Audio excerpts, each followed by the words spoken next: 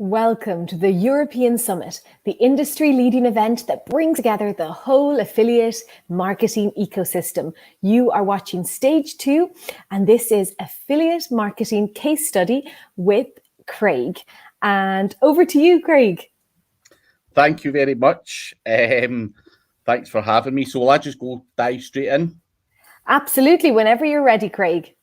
Cool. So let's go for it. So a brief introduction. My name's Craig Campbell. I am based in Scotland and I'm an affiliate marketer, consultant, and I buy and sell websites for profit. But I'm going to go through some good stories, but I regularly talk at conferences all over the world, giving tips and information on all things digital marketing, and always had some good success. But prior to doing affiliate marketing, I used to do client work, which I absolutely hated, as I'm sure many of you will be able to resonate with. Won awards for having a big digital agency and all this kind of garbage, but I hated dealing with clients, so got massively into the affiliate world space. And I'm going to run through some of the mistakes, some of the successes, and some of the other things that I done that weren't particularly good. And hopefully that helps you avoid making the same mistake. So going to go through it, but people often ask, can you make real money doing affiliate marketing? And even with the lowest form of affiliate marketing, like Amazon affiliates, which is what most people jump into early on in their career, you can still make considerable money from Amazon affiliates, as you can see from this screenshot. That was from the 1st of January 2020 right up till November 2020.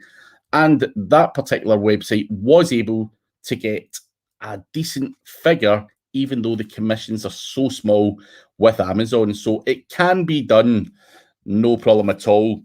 Now, you can make money through affiliate marketing doing digital downloads. You can do private affiliate deals, selling other people's training courses.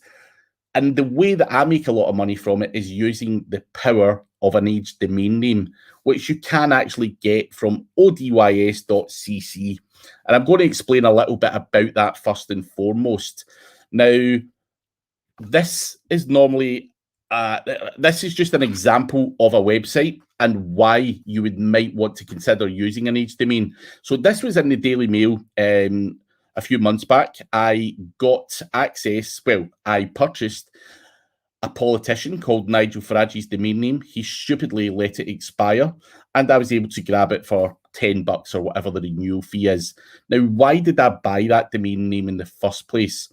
Now, it was a case study just to show people the power of an aged domain, but you can see that it had some good metrics. It had a lot of referring domains, and these referring domains were from the BBC and a whole bunch of other high-profile websites and news outlets and everything else. Money couldn't buy the PR that this guy's got. So that means that domain packs a lot of power, and you can make a lot of money doing some decent affiliate marketing. Now, when it comes to affiliate marketing, it was very hard to monetize a politician's domain name, but I wanted to get the point across that leveraging someone else's link juice and link power from an SEO perspective can give you a head start when you're going into affiliate marketing. Now, you want to find a domain that's brandable, and you obviously want to start putting your content on it and everything else. And I'm sure many of you will understand how affiliate marketing works. But for those of you who don't, you drive traffic to a website, people click on your link, and you get paid. Job done. Relatively simple. Now, there are some good affiliates out there like SEMrush who pay you 40% recurring commission, which is a digital marketing tool that many people use. So it's the easiest sale in the world if you want recurring monthly revenue. Amazon is another one, but the commissions are so low, absolute garbage. And I'm not going to say don't use Amazon, and later on I'll tell you why. You can sell other people's courses and just get a flat 40% or whatever it was, which you'll see in this email. Robbie Richards, a well-known digital marketer, wanted me and several others to promote his course, and we get 40% for doing so, just ranking it and sending it out to the email list and so on. And the guys at Authority Hacker also pay you $1,000 per sale for their course. So if you've got a following and traffic, you can make money online. But here is a bit of a case study. And here is how I see Amazon working very well. So I regularly do this, on a much bigger scale, but this is a low-end case study so that if you're looking to get into affiliate marketing, you can see what's achievable and how much money is spent. So I spoke to a guy Christmas Eve 2018. I was bored and looking to buy myself a little Christmas gift. And this guy was sending a golf website, which was monetized by Amazon. And it looked like a nice website. Golfgearhub.com was the domain name. And he showed me the earnings and everything else. And you can see the website, how much it made and all that kind of stuff. And it wasn't a huge amount of money, but it was still earning. And that was something that I was interested in. Now, he wanted me to pay him £12,500 for it. I actually negotiated and got it for £10,000. And that wasn't a bad deal. Happy with that. And you'll be able to see over that period of time, I was able to scale that website up quite considerably. And month on month, I was able to grow the traffic and take it from virtually nothing up to a peak of around 20-odd thousand users per month. So it went well. It was a very good acquisition. And you can see month on month, the money growing. So it went from $362 a month to $470 to $782 to $800, $1,200, and so on. Now you'll see that this money, as you go through the months, starts to tail off towards the end of the year.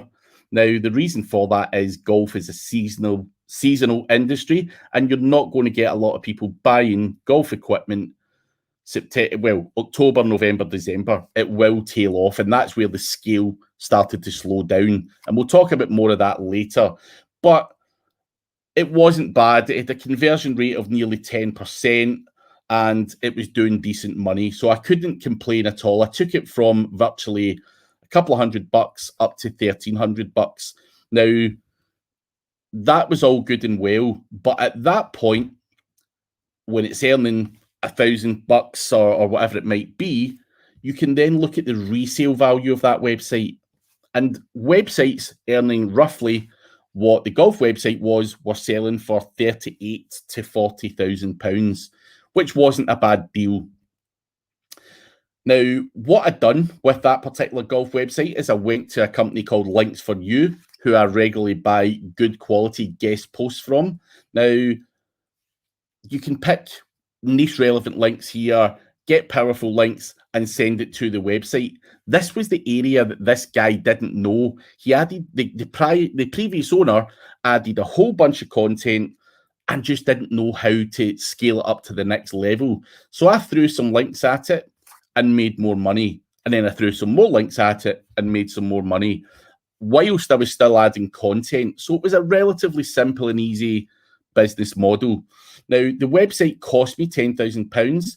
I spent around about £2,000 on content, and the links that I was buying, I spent around about £2,000. Now, the total amount of money I spent was about £14,000 overall between buying the website and everything else. Now, whilst I had that website, it was bringing in revenue. So the £4,000 that I actually spent was the £4,000 that the website was generating over the period of time that I owned the website. So I still, if you look at it, only paid out £10,000 out of my own pocket. I'd done about 20 minutes work ordering content and some links, and I was able to sell the website for £37,500. So I basically turned 10 grand into £37,500. Might not be a lot for some people, But there's deals out there, and here's another example of a website that I bought. It was called US Combat Sports, and I bought it round about the time where this black, very squinty arrow is put on there. And the guy hadn't even added Amazon affiliate links to it. He simply added content to it. He didn't monetize the website, and he gave it to me for a very, very low figure of £2,000. Now, I was able to scale that website up right up until April 2020. So you'll be able to see the graph increased massively. And you'll be able to see that I took that website from earning nothing right up to close to $1,000 a month, which wasn't bad at the point when I sold it. Now, I paid £2,000 for that website, and I spent £2,000 in links. I didn't add any content because the guy had already done all of that. And I sold that website for £40,000. So I spent £4,000 and got 40 back. Now, that is very simple and very easy to do. Work harder, outsource a lot of the work, including the link building and the content, and use money and use automation to scale up your model. Use virtual assistants. There's people all over the world who do good work and can help you massively with a lot of the grunt work, including the content, the internal linking, adding the Amazon links, and so on. Now, work smarter, not harder, is the way I look at it. Now, Robert Kiyosaki often says schools teach you how to work for money, but they don't teach you how to make money work for you. And you can see by the methods that I was using, spending the £2,000 and the £10,000, I was able to make my money work for me rather than me doing all the work and spending hours and hours and hours of time writing content and everything else. I simply made money work for me and got a massive return on investment. Now, these are obviously very, very low-end case studies. And the reason that I've showed these ones is because a lot of people watching these conferences and videos and everything else are at the beginning of their affiliate career. And they don't have hundreds of thousands of pounds to go and buy a website. So it just shows that even with a couple of £1,000, you can flip these websites on very, very quickly and make yourself some decent money. Now, how do you scale websites up? You'll see websites like gearhungry.com, which has slipped massively in the last December update. We're able to scale up to millions of visitors per month. The process is the same. Links and content, it's not that difficult. Now, SEO has been around for a long time, and the main crux of SEO being links and content have always been an important ranking factor, and even to this day are an important ranking factor. Of course, you do have technical, internal links, site speed, and all these other ranking factors, but the main thing is good on page and some decent, solid, relevant backlinks to get scale. Now, buying and selling websites is a business model in its own right. Now, obviously, I showed you the Amazon websites that I've got that I was interested in. I wasn't particularly interested in making £1,000 a month or £5,000 a month or anything like that. I was interested in being able to spend X amount of money and make a lot more back. So there's lots of opportunities out there when you're looking for Amazon affiliate websites, and people are regularly selling these websites. You're taking advantage of someone who's poured their heart and soul into something and maybe just don't understand how SEO works well and or the full side of SEO, and they can only do the content side of it. They're scared to do link building or whatever, and that's an opportunity for you to jump in, do what you need to do, and buy and sell quality businesses online. Digital assets are no different from real estate. People buy and sell houses all day long. People buy and sell websites all day long. Websites are going for tens of millions of pounds. However, not every story comes with success. And I want to just point out a few of the failures that I've made along the way whilst getting involved in the affiliate marketing world. Now, I had a great idea just when e-cigarettes were coming out. I got a website, vaporinfusion.co.uk. E-cigs was going to be the next big thing. Done all my keyword research and thought, whoa, there's lots of search volume. And basically, I'd done that research and literally was like a kid at Christmas, got so excited by the search volume and the low level of competition that I instantly ran away, threw up a WordPress website, tied in with WooCommerce. I found a drop shipper. Now, it's not exactly affiliate, but we'll not worry too much about that. That's not the point here. But I basically got a drop shipper who was going to be sending out the goods. And I went and ranked the website. Now, you'll be able to see, once I started getting orders through for this, the customers were reversing their payments. Now, why was that?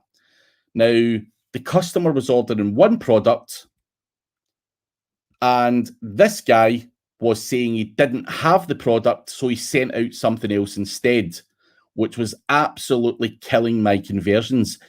But I had ran away, made this website, and it took me about 6 months to get some decent traffic, and literally things started to fail. Now, also what I didn't realize about this business was that you can't do Google ads, you can't do Facebook ads. PayPal are the only people that will take money for e-cigarettes. So I didn't research the business model properly. I didn't realize the impact of not being able to do paid ads in Facebook while I was building the business up. I had problems with the drop shipper.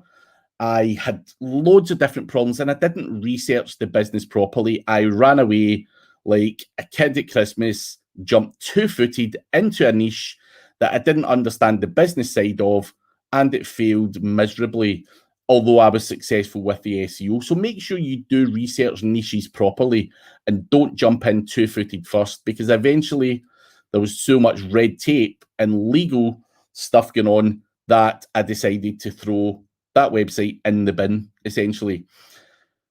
Now, one of the other things that I would advise, and in particular, when I showed you the golf website, the average sale on the golf website was something around $20. Now, as an investor,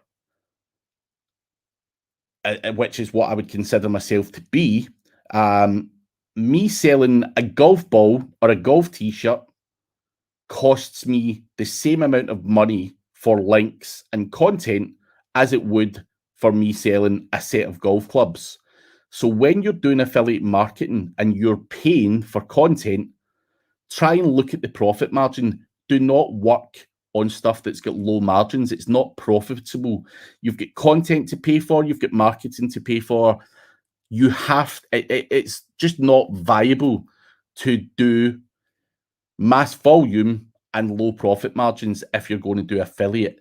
It would be this, you better niche down and sell something that makes you £500 profit than selling something that makes you £5 profit. So just bear that in mind, because like the golf website, one, it was seasonal and it tailed off at the end of the year, but we probably had like eight good months out of 12 months where the sales were reasonably good, and then it died over the kind of lead up to Christmas and get into New Year, just because people don't buy golf and stuff at that time of year. Relatively simple and straightforward. So if you're going to get into affiliate, try and avoid seasonal niches, and sell something that sells all year round would be my advice. Now, if you're looking to try and get yourself some of these little websites that I was speaking about, there's a great group out there which comes from the Investor Club people, and it's called Flipping Websites, which is a Facebook group where people on there will regularly offer websites that get traffic, that make money, and you can dive in there, invest in them, and then flip them on a marketplace like Empire Flippers or whatever it might be. Now, there are Flipper and there's various other marketplaces where you can sell your websites, but Empire Flippers are a credible source and do a lot of due diligence when it comes to selling websites. 9 out of 10 people who try and sell on Empire Flippers don't get their website listed because they know SEO, they know digital marketing, and they're not going to list a pile of junk. So if you're a buyer, then Empire Flippers is a great place to buy from. You can buy with confidence. And obviously, that is the kind of place that you want to operate in if you can. But there are other alternative options that maybe don't do as much due diligence.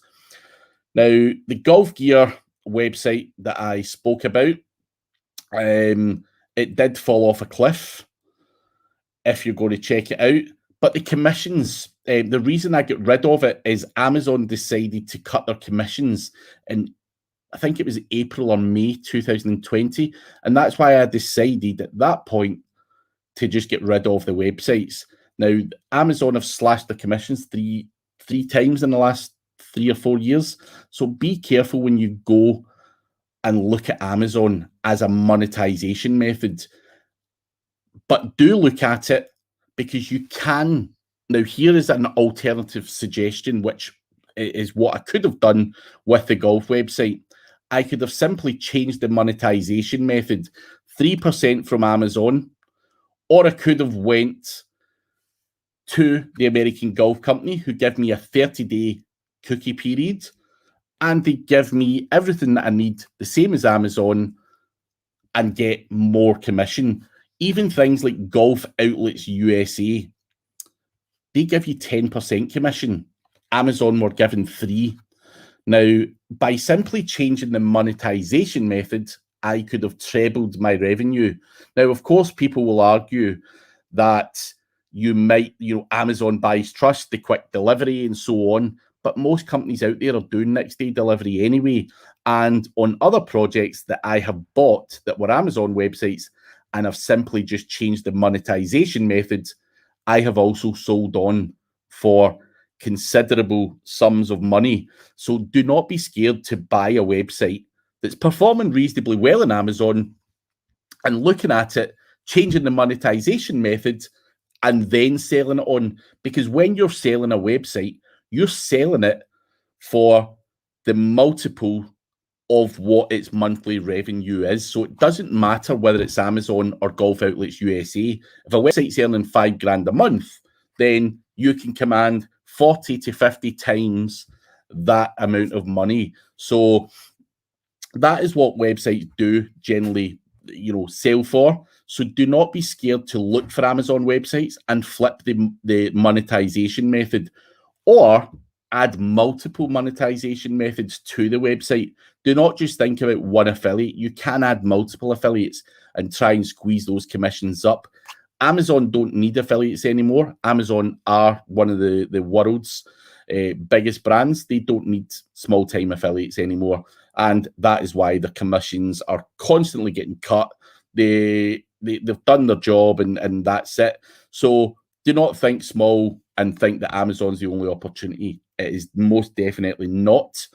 Now, over the years, as I said, I've done a lot of Amazon websites and I've showed you some low case examples of websites. Here is another example of a website that I built up. Now, I built this website up over a period of time. Now, a lot of people say to me, Craig, with those websites, why do you, buy and sell, buy and sell, buy and sell? That's more of a cash flow thing.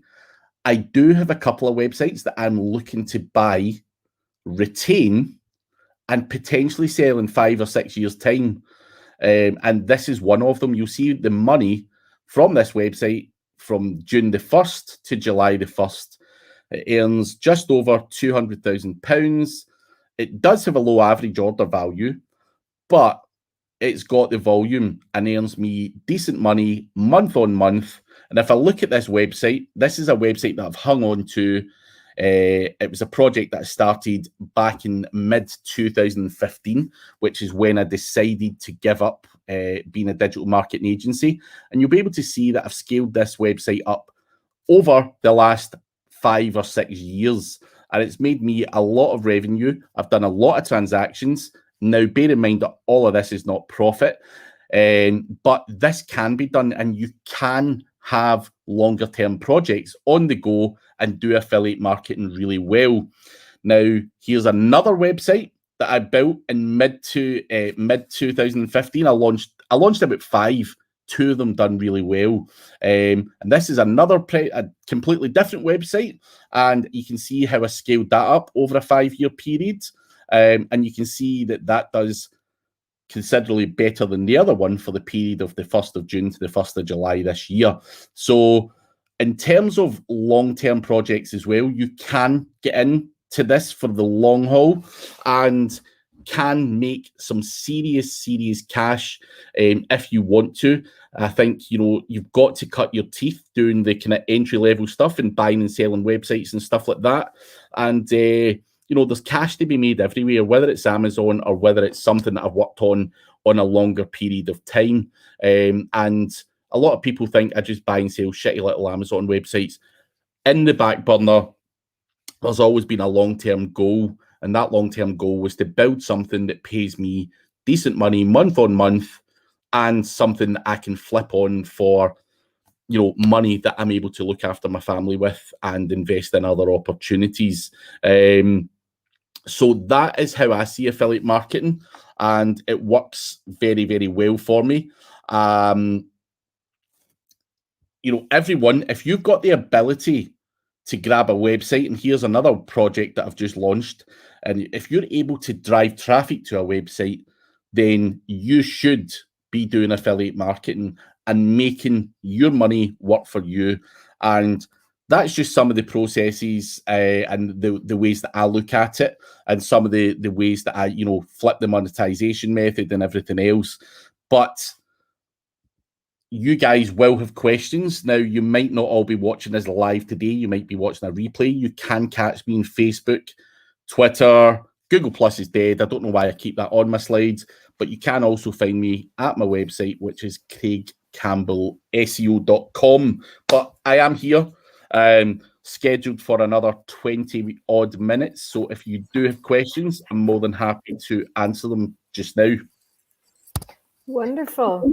Thank you so much, Craig. That was so interesting. I never knew that was possible, that you could buy and sell websites like that. That is fascinating. Congratulations. In terms of numbers, how many websites would you kind of buy and sell each year? So I always try and buy them and flip them within a 6-month period, but I would normally do maybe about 20 a year, which seems a bit greedy. But I think you've got to have a few. Some of them, don't get me wrong, they're not all massively successful. Sometimes you buy one and you're just like, God, this is garbage, throw it in the bin. But, in general, I'm a lot more pickier, and I don't want to do series volume. But, if I can buy a website and, flip them 20 times a year and try and be successful with, maybe 17 or 18 of them and make decent returns, then I'm a happy man with that side of the business. Yeah. And I don't always operate at the 2 or the 10 grand level. You can invest slightly more if you want. But one point I did want to make, actually, Romana, was people often ask me, why don't you invest £1 million in a website and stuff like that? For me, the sweet spot when you're investing in a website is probably round about the £10,000 mark. So you invest that, and then you maybe scale it up and sell it for 100 or 200 or even £300,000. But when you start to sell a website for more than that, there's more legal stuff, there's more paperwork, there's more negotiation and everything else. Loads of people buy a website for £100,000, no problem at all. But when you start to sell websites for millions, there's less buyers, with that kind of cash to invest. So I think, I would always say to people, if you want to buy and selling, just get cash flow in and just play around and, get your experience under your belt and stuff like that. Then operating at the lower end of the market is where you can get real scalability. Buy something that is essentially a piece of garbage that someone's just, not done that well with, and then add it to your mix and then flip it for a few $100,000 is the kind of sweet spot for me. Yes, and I love what you said as well about outsourcing and inserting links and adding kind of value to your website. How do you find those virtual, like, how do you outsource? How do you choose who you trust online? That is the hard part. That comes down to your processes and your training. Obviously, you've got people from all over the world, who are known as VAs. India, Malaysia, Russia, wherever. You can get VAs from all over the place. For me, the way that's in my head is I need to make my money work as best I possibly can. Why would I pay someone in my own country 2 or 2.5 grand a month when I can get someone who's equally as hungry that stays in a country like South Africa, for example, have a much lower cost of living, but they're native English speakers as well, and they're hungrier for money. So why would I not pay a South African $500 a month as opposed to 2.5 grand here for some lazy ass UK person? Now, I'm not suggesting everyone in the UK is lazy, but I'm taking advantage of the lower cost of living in another country. So finding these people can be difficult, but it comes down to your processes and your training. A lot of people say, oh, the VA was garbage, you couldn't do this. Well, was your training on point? Did you show them what to do properly? Now, if you make SOPs or processes for your VAs and they repeatedly come and keep asking questions, even though you've given them the training, then you can fire them. They're no good for you. That's the way to look at it. If you can give the right training, the questions and everything else shouldn't be as much as they should be, and then it can be performance based. But sometimes you have to go through certain people, but certain amounts of people, and there's no special place to go and hire good VAs. I've went on to places like Upwork and stuff like that, and I found good people, and I've just given like 4 or 5 guys some different jobs to do. And then if I like that person, I like the work they do, then I'll steal them. Well, not steal them, but hire them. But also, it depends on what you're looking to outsource. I would say to people, like the people in the Philippines are very good at, doing data entry and very, very specific tasks. Clearly, they wouldn't be good at content writing because it's not their native language. India, the guys are really good with software and all that kind of stuff and development. So I would outsource that kind of stuff there. I would look to South Africa for writers because they're native English speakers. There's no point in getting, an Indian or a Filipino to try and write good English because it's just not going to happen. And again, places in Eastern Europe and stuff have amazing developers, and some of them are really good at English as well. So I think, you've just got to go through and try and find people. There is platforms like onlinejobs.ph where you can advertise that you're looking for certain jobs, like for the Filipino market. For looking for content writers in South Africa, there is no marketplace, but if you just go onto Gumtree in South Africa and advertise for content writers, you will be inundated. So that's a simple, easy solution. So, you've got to look at these places and take advantage of the low cost of living, because for me, as a businessman, it's all about making as much profit as I possibly can, and less hassle.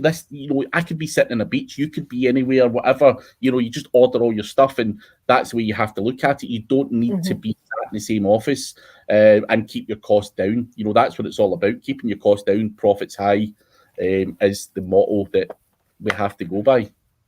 Absolutely. And what are some factors that really kind of stand out to you when selecting websites to buy? Is there any particular thing that jumps out at you that you look at it and that's what I want, like that really kind of stands out to you?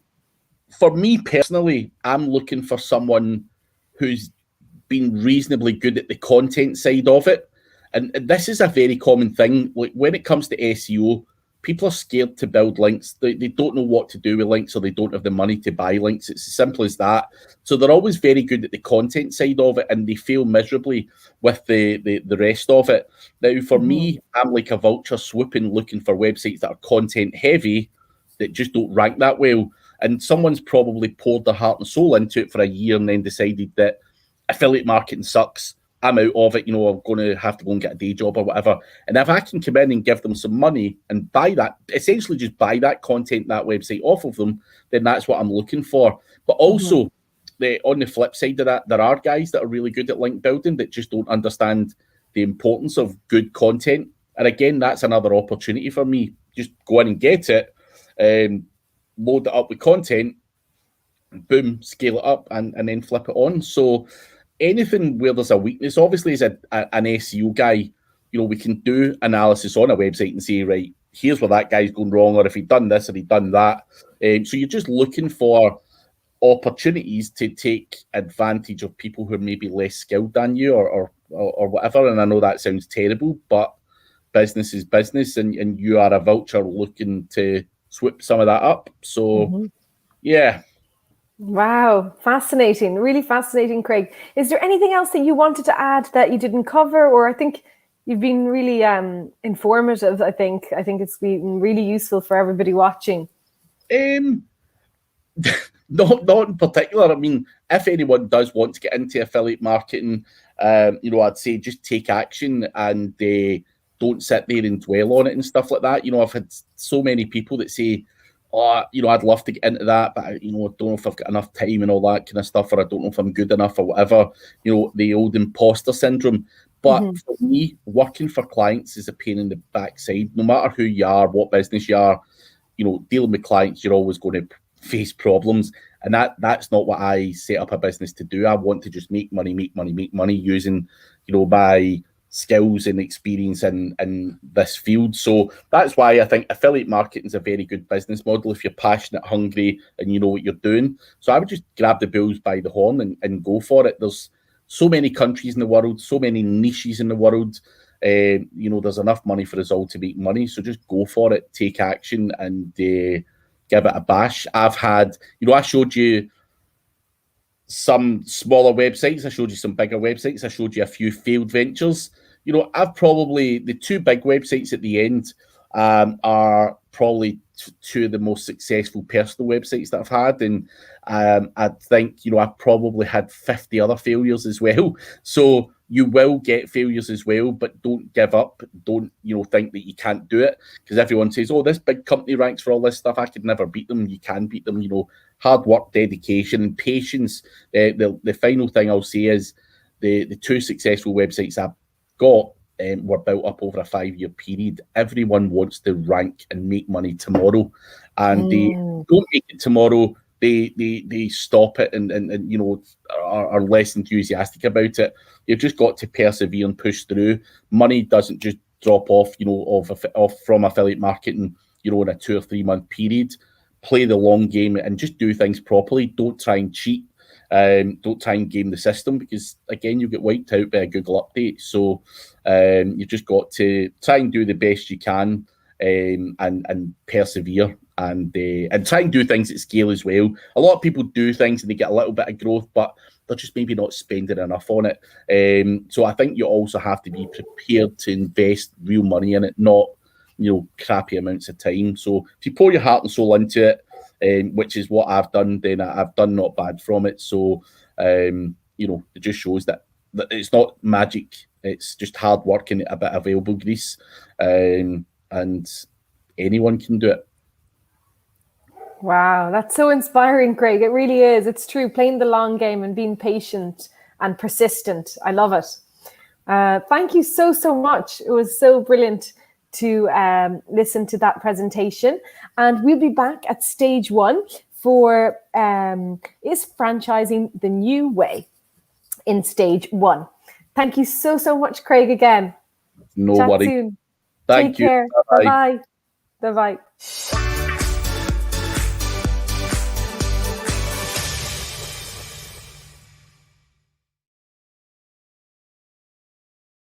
In the past 10 years, Crack Revenue has been working hand in hand with affiliates. We feel blessed to have thousands of brand ambassadors across the world that proudly promote both Crack Revenue and our most profitable brands. Because of this, we want to help them succeed by doing everything we can, from dedicated affiliate managers to 24/7 live chat support to newsletters and blogs packed with insight and expert advice. We also update our Crack Revenue platform on a monthly basis, providing more tools, more features, and more creative content for affiliates to use. Not only do we want affiliates to follow the whale, but become one as well.